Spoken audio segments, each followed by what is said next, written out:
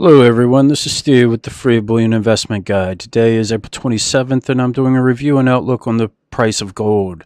This is gold's 4-hour chart, and in review of last week's video I had shown you this falling wedge pattern. It is a positive pattern, and as we can see, the price of gold did break above it. I believe on Wednesday it broke above it, and on Wednesday, Thursday, and Friday we saw a positive day out of gold for each and every day. It did move down early in the week, and then we saw it move higher. Now, as far as fundamentals goes, what caused gold to move higher? Really, there wasn't really a whole lot of news that was really positive for gold last week. Usually when we had a lot of good news. We had good earnings reports from companies. We also had a good GDP report.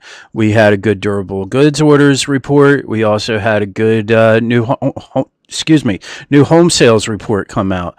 And usually good news is bad news for gold, and bad news is good news for gold. Gold is a safe haven. Gold is insurance for a trader or anybody's money, to be totally honest with you. It's insurance for down days, and that's why it goes up on down days. And we didn't have very many down days in the market last week, but we saw gold move higher. Now, that's probably also, though, because it was oversold. It did come down and touch the 1270 area, 1265 level, which is in well oversold territory, especially where it's been for most of this year. It's been above 1300 for most of this year. I'm panning out right now, and let me see here. This January, February, March is all right here, and it's all mostly in the 1300s. So right now it's in oversold territory, and that is why I believe we saw a turn in direction in gold last week, and we should likely continue to see it move higher, because when I take a look at the daily chart, which is where I'm going to show you the new pattern for next week, I see a much larger falling wedge, and it will likely help gold test, if not break above the 1300 level again.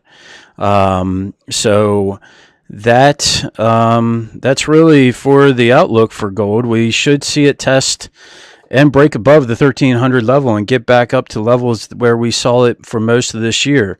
As far as in the news, what we'll be paying attention to next week, we have let me see here, where is it?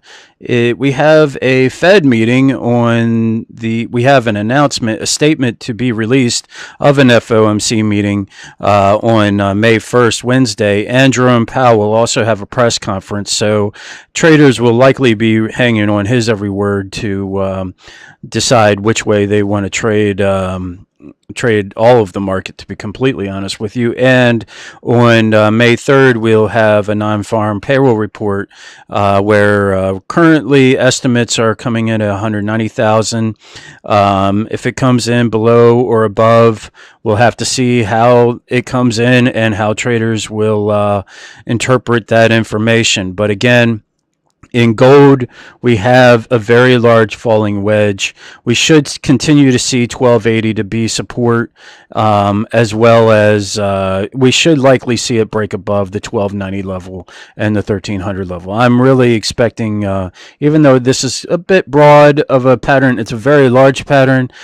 We could see gold trade inside of it for most of this week, but it looks like when we take a look at the MACD and the RSI that they're both swinging upwards, and we should continue to watch gold move higher.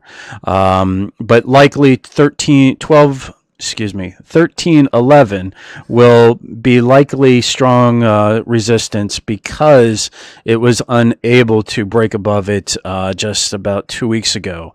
So we'll have to see how gold moves, how it traders and the price of gold respond to the economic news that will be released next week.